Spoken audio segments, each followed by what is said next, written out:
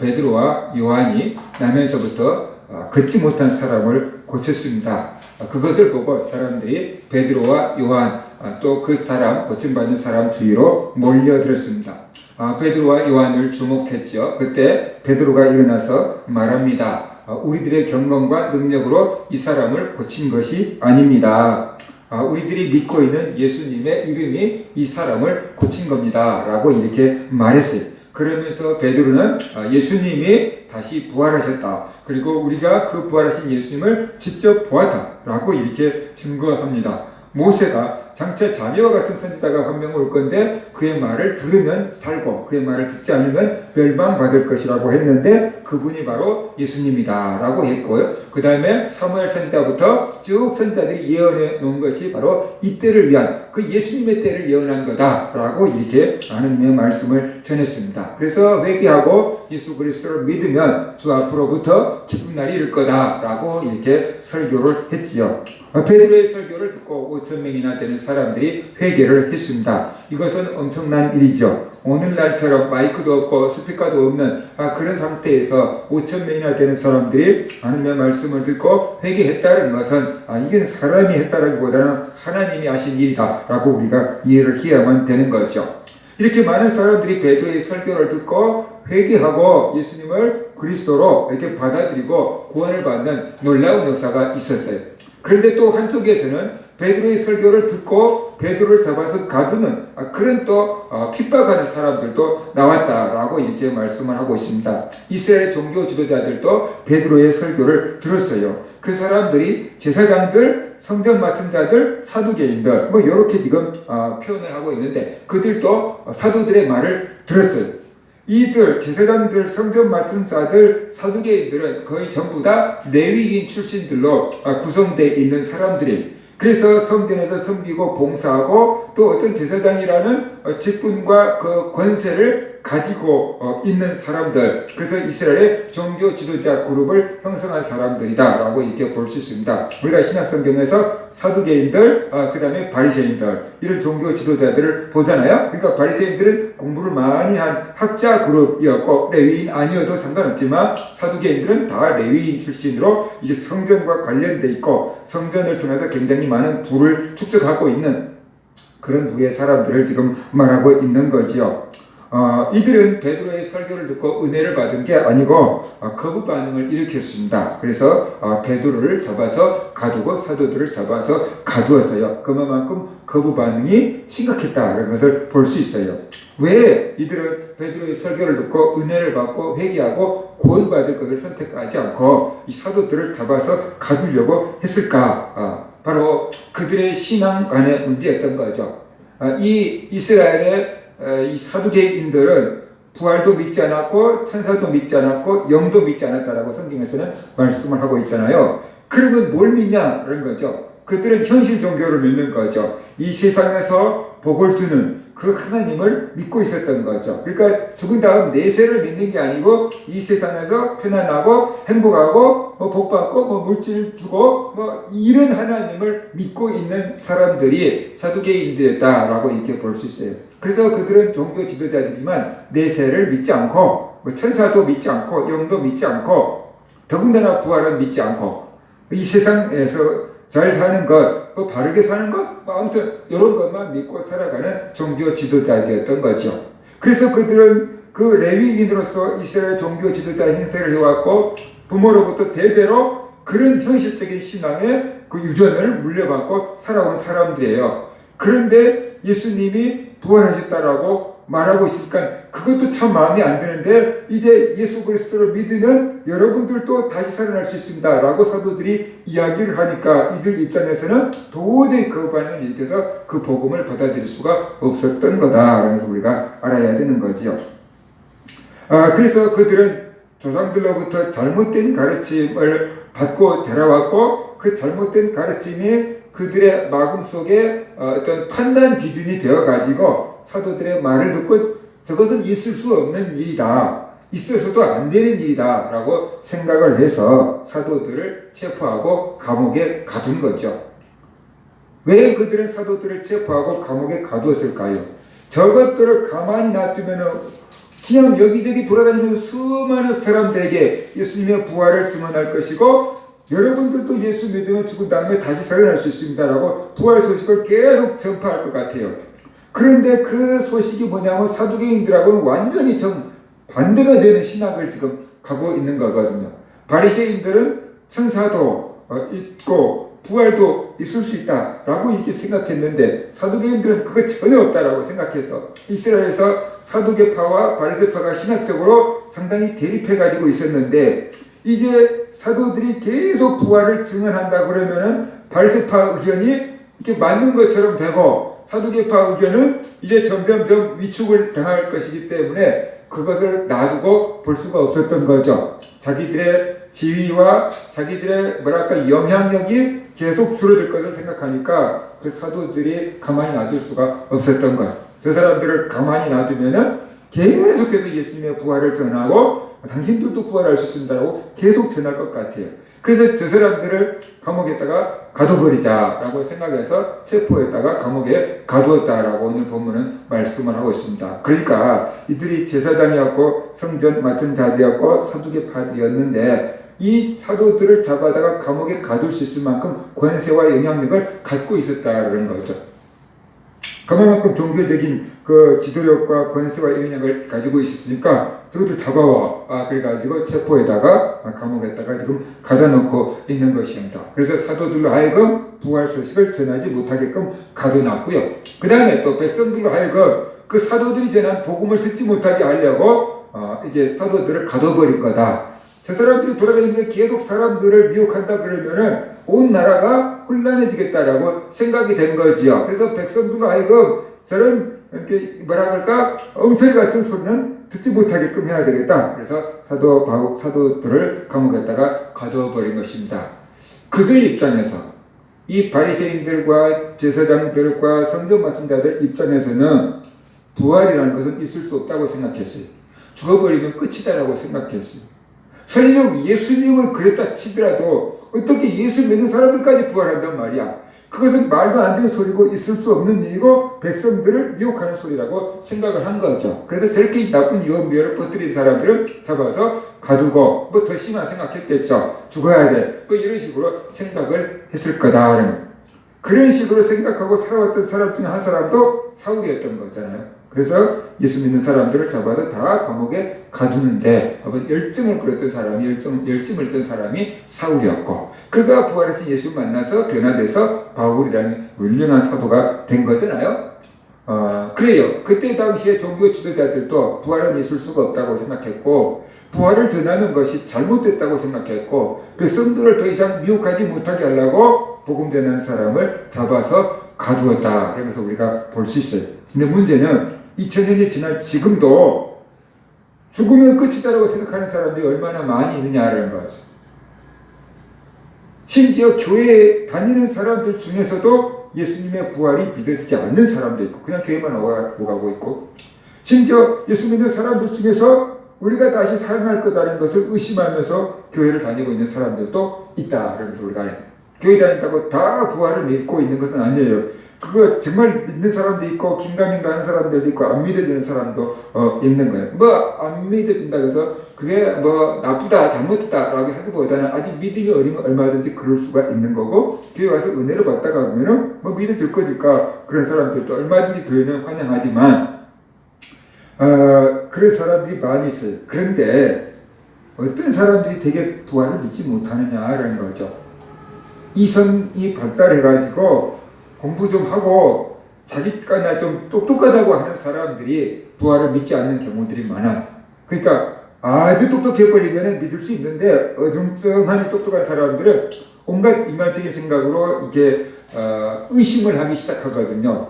아예 똑똑한 사람들은 그럴 수 있어라고 넘어가 버리는데, 이게 어정쩡한 사람들은 확실하게 연구도 하지 않으면서 의심을 하면서 믿으려고 열심을 안 내는 그런 경우가 종종 많이 있다. 그래서 자기의 이성으로 과학적이고 논리적으로 이게 입증이 안 되면 안 믿으려고 하는 사람도 있어요. 그래서 그들은 예수를 믿는다고 하고 교회를 나오기는 하지만 부활을 믿지 못하고 믿는 사람들이 많이 있다. 또 많은 사람들이 죽은 다음에 내세를 뭐 보기보다는 이 땅에서 평안함을 얻고 이 땅에서 건강하고 이 땅에서 복을 받기 위해서 예수를 믿는 사람들도 얼마든지 꼭 사두개인들처럼 예수를 믿고 있는 사람들도 있을 수 있다. 그러면서 우리가 알아야만 되는 거죠. 그게 나쁘다는 게 아니죠. 우리가 이 세상에서 건강하게 살고 복 받고 사는 것 그 자체가 나쁘다는 건 아니에요. 종교에는 분명히 그게 있어야 되고 있을 수 있어요. 그런데 그것만 추구하며 살아간다 그러면은 그것을 기독교에서는 기복신앙이다 라고 이렇게 말하는 거죠. 우리가 이 땅에서 복을 받고 행복하고 편안하게 잘 살기를 원하고 그뿐만 아니라 죽은 다음에도 천국 가야 되겠다는 그 내세 소망까지 같이 갖고 가는 것이 기독교다. 그래서 우리가 알아야만 되는 거죠. 그런데 이게 내세를 저버리고 이 땅의 종교로만 묶여서 산다 그러면 오늘 사두개인들과 다를 바가 없는 신앙이 되어버리고 만다. 그래서 우리가 알아야만 되는 거죠. 그래서 오늘날 이 이성이 발달해 갈수록 이성으로 모든 것을 움직여가는 세대일수록 지금 부활을 믿지 못하고 있는데 그것은 온전한 기독교의 믿음에 미룰 수가 없는 거다. 그러면서 우리가 알아야만 되는 것이죠. 고린도전서 15장에 보면은 부활을 믿지 못한 사람들에 대해서 말하고 있습니다. 만일 죽은 자의 부활이 없으면 그리스도도 다시 살아나지 못하셨으리라. 그리스도께서 만일 다시 살아나지 못하셨다면 우리가 전파하는 것도 헛것이요 또 너희 믿음도 헛것이며 또 우리가 하나님의 거짓 증인으로 발견되리니 우리가 하나님이 그리스도를 다시 살리셨다고 증언하였습니다. 만일 죽은 자가 다시 살아나는 일이 없으면 하나님이 그리스도를 다시 살리지 아니하셨으리라. 만일 죽은 자가 다시 살아나는 일이 없으면 그리스도도 다시 살아나신 일이 없었을 터이요 그리스도께서 다시 살아나신 일이 없으면 너희의 믿음도 헛되고 너희가 여전히 죄 가운데 있을 것이요 또한 그리스도 안에서 잠자는 자도 망하였으리니 만일 그리스도 안에서 우리가 바라는 것이 다만 이 세상의 삶뿐이면 모든 사람 가운데 우리가 더욱 불쌍한 자이리라 그랬어요. 부활이 없다면 예수님도 다시 살아나지 못했을 거다. 예수님이 다시 살아나지 않았다면 우리의 믿음도 다 거다. 부활이 없다면 세상 가운데서 우리가 제일 불쌍한 사람이다 라고 말하고 있어요. 왜냐 그러면 우리가 부활을 믿기 때문에 이 세상에서 누리고 있는 것들도 굉장히 많이 우리가 절제하면서 살아가고 있잖아요. 내 뜻대로 살지 않고 세상 유행에 따라 살아가지 않고 하나님 말씀대로 살아가려고 참 핍박을 초대교회 성도들은 핍박을 받아가면서 그렇게 신앙생활을 하고 있는데 만약에 부활이 없다 그러면 그 얼마나 불쌍한 사람이냐 라고 이렇게 말하고 있는 거예요. 부활이 있기 때문에 그 핍박 가운데서도 우리가 믿음을 지키고 주님을 따르고 있는 것 아니냐. 내세의 소망 때문에 고난을 참고 있는 것 아니냐라고 지금 말하고 있는 거죠. 우리가 회사에 하루하루 나가서 일하는 것 참 힘들지만 그 무슨 소망 때문에 가서 일합니까? 월급날 월급 들어올 소망 갖고 일하고 있는 거잖아요. 근데 부도날 게 뻔하다 그러면 월급도 못 받을 게 뻔하다 그런다면 거기 가서 누가 일하겠느냐는 거죠. 그죠? 그것처럼 부활이 있기 때문에 초대교회 성도들은 핍박 가운데서 주님을 섬기고 믿음을 지키고 있는 것이지 부활이 없다 그러면 우리가 왜 이 고생을 하겠느냐라고 지금 말하고 있는 거예요. 그러면서 결론을 이렇게 내죠. 그러나 이제 그리스도께서 죽은 자 가운데서 다시 살아나사 잠자는 자들의 첫 열매가 되셨도다 라고 이렇게 말하고 있잖아요. 부활이 없으면 우리의 믿음도 헛것이고 우리가 가장 불쌍한 자고 아무것도 쓸모없다. 우리가 죄 가운데서 구원을 받을 수 없다라고 얘기했어요. 부활이 없다는 가정하고 그러나 예수 그리스도가 죽은 자 가운데서 다시 살아나사 잠자는 자들의 첫 열매가 되었다. 그런데 다행인 것은 예수 그리스도가 부활하셨다. 그래서 잠자는 자들의 첫 열매가 되었고 우리들도 부활할 수 있다는 소망을 갖게 됐고 약속을 해 주셨다라고 지금 말하고 있어요. 그렇기 때문에 우리의 믿음이 헛것이 아니고 우리의 믿음이 참된 것이고 우리의 믿음이 반드시 열매를 맺을 거다라고 지금 바울은 말하고 있는 것이요. 그래서 이 기독교인들이 이 땅의 신앙으로 머물러 있고 하늘의 소망이 없다 그러면 세상 가운데서 우리가 참 불쌍한 사람이다 라고 이렇게 말하고 있어요. 우리가 부활 소망을 가질 때 기독교인다운 사람 된 거고 부활 신앙을 믿을 때 우리가 정말로 하나님 앞에 은혜와 복을 받는 사람들이 되는 거다 라면서 우리가 알아야만 되는 것이죠. 그래서 오늘날 많은 사람들이 기독교가 전하는 이 부활의 소식을 이게 믿지 않기 때문에 주님 앞에 돌아오고 있지 않는 거다 하면서 우리가 알아야만 되는 것이죠. 더 심각한 것은 예수 그리스도를 믿고 있는 사람들도 부활의 신앙을 이렇게 놓치고 있다는 부활의 신앙을 믿어요. 예를 들어서 우리가 다시 부활할 것을 믿습니까? 그러면 예, 믿어요. 그런데 문제는 우리의 생활 가운데서 부활의 소망을 갖고 살지 못할 때가 많이 있다. 잊어버리고 죽은 다음에 그냥 천국 가는 걸로 그냥 믿고는 있지만 매일매일 삶 가운데서 어려움 가운데서 부활의 소망을 가지고 그 어려움을 이기고 살아가는 데는 우리가 좀 적용을 하지 못하고 있는 경우들이 많이 있다. 그래서 우리가 알아야 되는 거죠.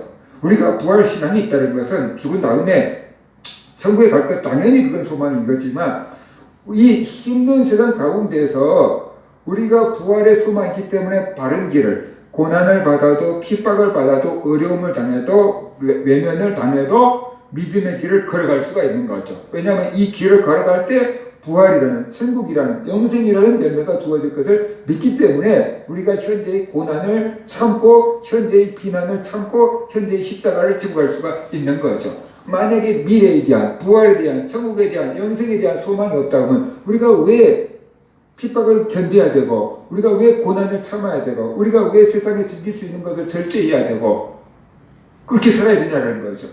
미래의 소망이 있기 때문에 우리가 참는 거 아니냐는 거예요. 성경은 그렇게 얘기하고 있잖아요. 운동선수들이 이 운동장에서 다름질을 하는데 그 사람들이 그 금메달을 따기 위해서 얼마나 절제하고 얼마나 열심히 훈련을 하냐는 거죠. 평안히 살다가 와가지고 한번 뛰어가지고 금메달을 딸 수 있는 건 아니잖아요. 날마다 뛰어다녀야 되고 참아야 되고 연습해야 되고 그래가지고 금메달 하나 따는 거잖아요. 그 평생 그래도 금메달을 못 딸 수도 있는 거고 그런데 그 사람들은 썩어질 면류관을 얻기 위해서 그렇게 참고 절제한다는 거죠. 이 세상에서 죽고 나면 없어지는 그거 하나 얻기 위해서 그렇게 수고하고 애쓴다는 거죠. 그런데 우리는 썩지 아니하는 면류관을 얻고자 다름질한다, 경주한다라고 성경은 말씀을 하고 있습니다. 우리는 하나님 앞에서 받게 될 영원한 면류관을 얻기 위해서 믿음의 경주를 하고 있다. 그렇기 때문에 우리가 참아야 되고 절제해야 되고 우리가 믿음을 지켜야만 되는 거다라고 성경은 말씀을 하고 있는 것이죠. 부활 소망이 없다 그러면 기독교인들은 그 핍박 가운데서 벌써 사라져버리고 교회들은 핍박 가운데서 벌써 없어져버리고 말았을 것입니다. 그런데 부활 소망이 있기 때문에 우리가 어려움도 이겨내고 핍박도 이겨내고 유혹도 견디면서 지금까지 2000년 동안 교회가 유지되어 온 거다. 그래서 우리가 알아야만 되는 거죠. 소망이라는 것은 그 사람으로 하여금 견뎌내고 이겨낼 수 있는 힘을 주는 것입니다.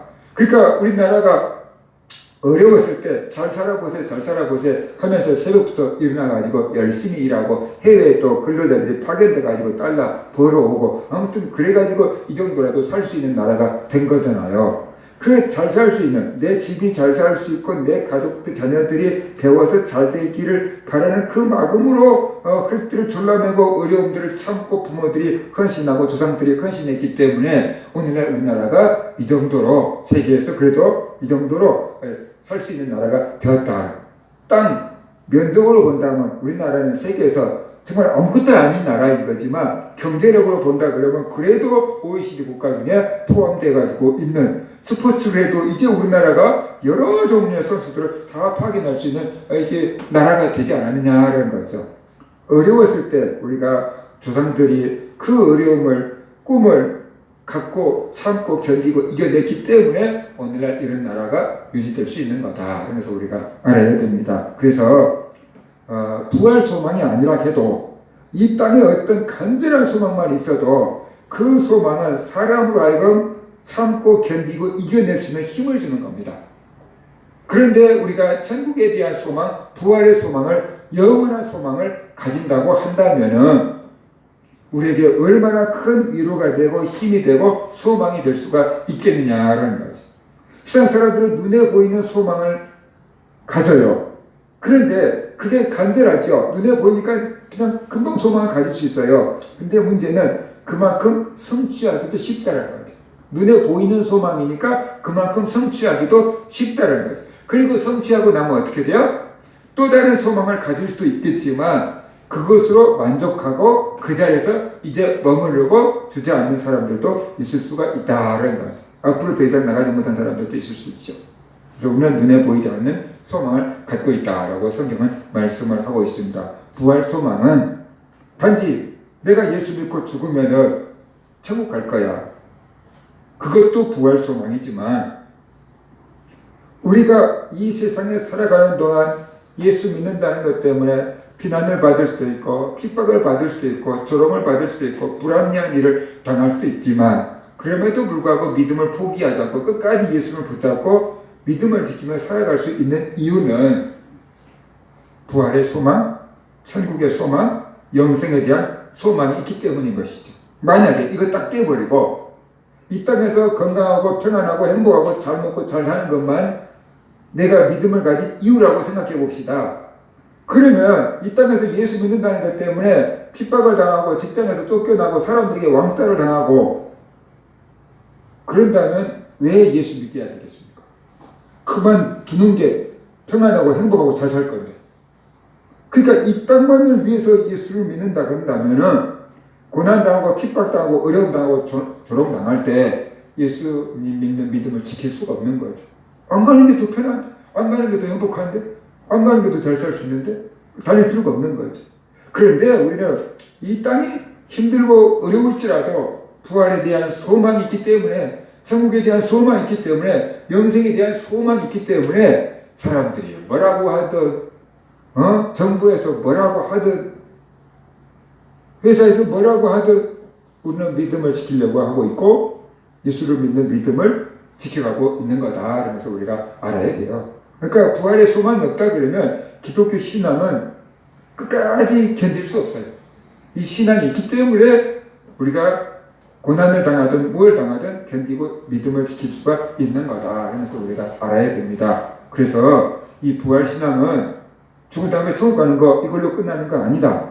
이걸 우리의 삶 가운데서 매일매일 삶 가운데에서 응용하고 살아가야 되는 거죠. 그죠? 그래서 부활 신앙을 통해서 이 땅의 것만 추구하지 말고 하늘의 것을 추구하며 살아야 되고 그 다음에 이 땅에서 어려움을 당하는 믿음 때문에 핍박을 당한다고 할지라도 우리는 영원한 소망이 있기 때문에 이것을 위해서 핍박도 고난도 역경도 억울함도 참으면서 믿음을 지키며 살아갈 수가 있는 거고 이 소망이 있을 때 그걸 견딜 수 있는 힘이 나는 거죠. 예를 들어서 부모님들이 배고프고 부모님들도 배고프죠. 그럴 때 자식을 위해서는 양보했잖아요. 우리 어머니도 우리 어렸을 때는 기름기를 안 드셔요. 고기를 잘 안 드시고 기름기를 잘 안 드셔요. 왜 안 드시냐면 느끼하다. 기름 먹으면 느끼하다고 안 드셔. 그래서 정말로 그런 줄 알았어요. 옛날에 그런 말 때 어머니는 짜장면이 싫다고 하셨어. 진짜로 싫어하신 줄 알았더니 그게 아니었잖아요. 자식 먹이려고. 나중에 어머니가 자식들이 커가지고 지금도 그러신데 고기를 그렇게 잘 갖추죠. 매끼 고기가 있어야 식사를 하신대요. 그런데 옛날에는 고기를 느끼하다고 안 드셨어요. 왜 그랬어요? 10명이나 되는 자식을 먹여 살려야 되니까 한 명도 아니고 아버지까지 할머니 할아버지까지 사촌들까지 한다 그러면 그 식구들이 작은 아버지들이 먼저 일찍 돌아가셔가지고 사촌 형님들도 2명 다 어머니가 뒷발을 좀 하셨는데 그 식구가 보통이 아닌 거예요. 그럼 한 15명 정도 되는 식구들인데 도대체 고기를 얼마나 해야지 15명이 조금씩이라도 먹을 수 있었겠어요. 그러니까 자식들 입에 들어가게 하려고 다 양보하신 거죠. 내가 포기한 거죠. 그죠? 그 어머니도 사람인데 먹고 싶지 않고 배 안 고팠겠느냐는 거예요. 그런데 그래도 자식을 위해서는 참을 수 있고 자식을 위해서는 양보할 수 있는 거죠. 왜? 사랑하니까. 그런 거예요. 그러니까 우리에게 소망이 있으면은 참을 수 있는 힘이 생기는 거죠. 소망이 있으면은 힘이 생겨요. 근데 소망이 없으면은 오늘 먹고 죽으면 끝이지. 그러면서 그냥 어떻게 돼요? 삶이 방탕해진다. 그래서 부활의 소망이 없는 사람들은 삶이 방탕해진다라고 성경은 말씀하시죠. 오늘 먹고 죽잖아. 왜? 심판이 없는데 뭐. 그쵸? 그러니까는 그냥 살다가 멍대로 살다가 죽으려고 하는 거예요. 기죽고 살다가 그냥 죽는 거예요. 죽은 다음에 심판을 모르기 때문에. 그러나 기독교인들은 그것을 알고 있기 때문에 제대로 살아야 되는 거죠. 물론 우리가 100% 바르게 살 수는 없지만 그래도 제대로 살아야 된다는 마음이 있고 잘못했을 때는 회개하고 다시 시작하려고 하는 그런 마음이라도 먹으면서 살아갈 수가 있는 거다라는 거죠. 그래서 부활 신앙을 매일매일 삶 가운데서 우리가 붙잡고 살아갈 때 어려움도 참을 수 있고 핍박도 참을 수 있고 이 땅의 마음을 다 쏟지 않고 천국의 소망을 두고 살아갈 수가 있다는 것입니다. 우리 모든 성도들이 너무 머리로만 예수를 믿으려고 하지 말고 성경에 있는 약속을 붙잡고 살아가고 부활의 소망을 가지고 살아가는 그런 성도들 되시기를 주의 이름으로 축원합니다. 그런 말씀 붙잡고